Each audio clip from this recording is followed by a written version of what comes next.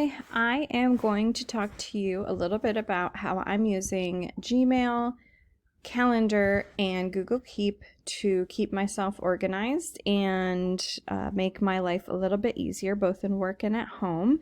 So we're going to start off in Gmail, and I would just want to show you about this side panel because I just learned about it about a year ago, and it's very exciting.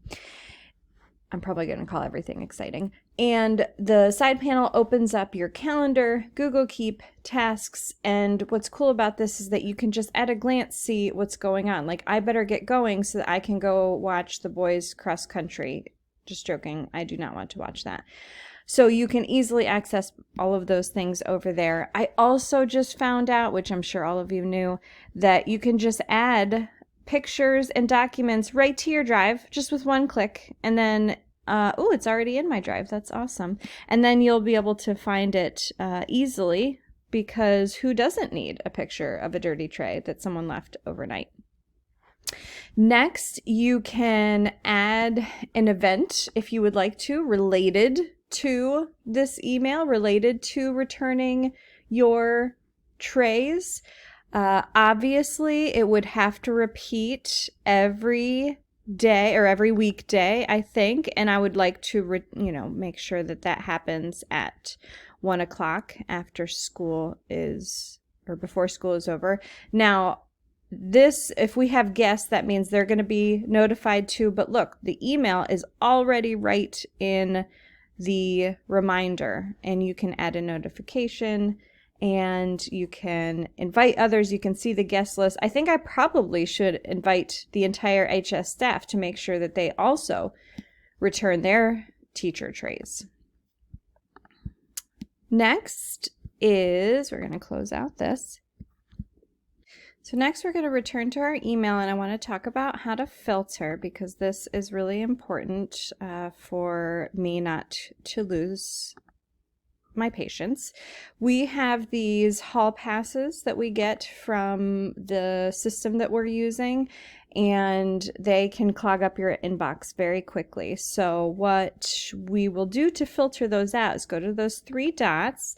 We'll filter messages like these. Anything that comes, this is basically my filter right here. Anything that comes from SWHS Hall Pass, I want to create a filter. I want it to skip the inbox, and I want to apply the label, which is going to be Hall Pass. So I don't have to worry about ever reading them unless I need to see what time this young lady went to the bathroom. She was a delight, so she was probably just fine. But if I need to find out who went to the bathroom at whatever time, I can find out with my filter. Next, and maybe most importantly for me right now as I'm preparing to return to school in January, is creating a group that you can email all at once. So you just go to this waffle iron guy, is what I heard someone call it. Find your contacts. And then what you're going to do is you're going to create multiple contacts. And this is where you can add, so for example, I've already added Mr. Vega. Let's add my other co-advisor from NHS. And I'm going to label her with NHS 2021 so that she will always get those emails. And we're going to create. And there is the label. So we have this, and I'd be able to send an email to everyone who's in this label or this group. This is going to save me a lot of time because regularly I have to go back and find the whole list of NHS kids, which is usually about 50 to 60 kids long, and then I have to add all of their email addresses. And so this will be a lot easier. All right, let's move into Calendar. So one of the coolest things I found out about Calendar is how I can make a note in Keep from one of these invitations or something that I have, like let's say I want to talk about Lord of the Flies chapters 4 to 6.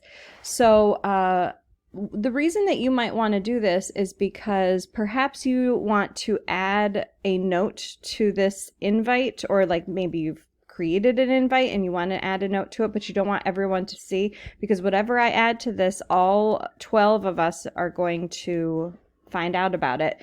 So what you can do instead is go to Keep and then take a note. Hold on a second.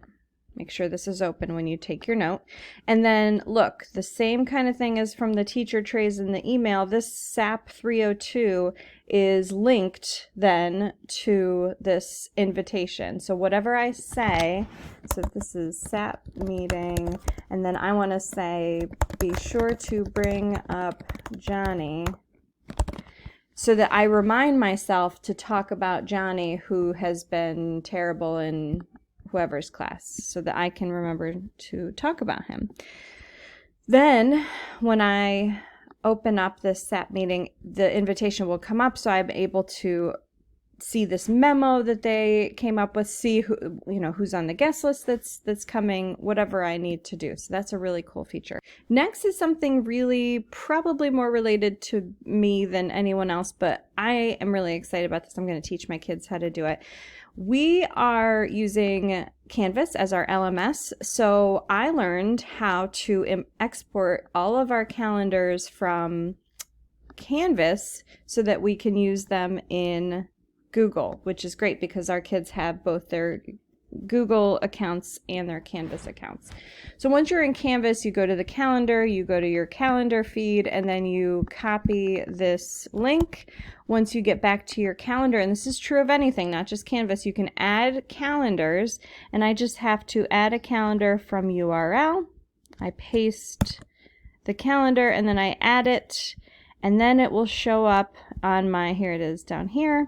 And when I go back to my list, as long as I have it checked, anything that is on this calendar will show up. So my Lord of the Flies chapters 4 to 6 shows up, and you can also see things that are coming up on the next week. The other thing that I wanted to show you with that, and this is true of all your calendars, again, open up your settings, and you can control a whole bunch of things. For example, permission settings, also event notifications. I would counsel my students to add notifications for all of their events. So any assignment that's due, they could get a notification or an email a couple of hours or days before it's due so that they don't have to worry about missing it. The other thing that's cool is that you can integrate this calendar on your website. You can embed it on your Weebly or your Google Sites. You can add a public URL so that you can just share it so that parents could have it. That's really cool too. And you can just delete it by just clicking unsubscribe. This one has all of my Canvas calendars all in the same thing. So that's really cool. So finally, Keep, even though we've been talking about it quite a bit, I wanted to show you how it will communicate with the calendar, because this is great.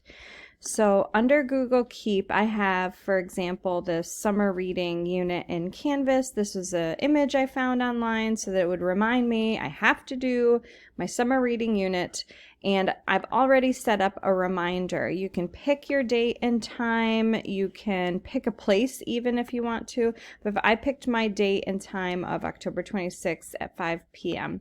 Once I have that scheduled, as long as I have on my calendar reminders checked off, it will remind me in the email, or excuse me, in my calendar. So here it says photo note, and then just view related note and Keep. When you click on that, it'll open up in Keep. Let's say I want to set a reminder for myself for the SAP meeting. I am going to click on the SAP meeting, and I can actually set a reminder for, let's say we want to do it on Tuesday because that's when SAP meetings are.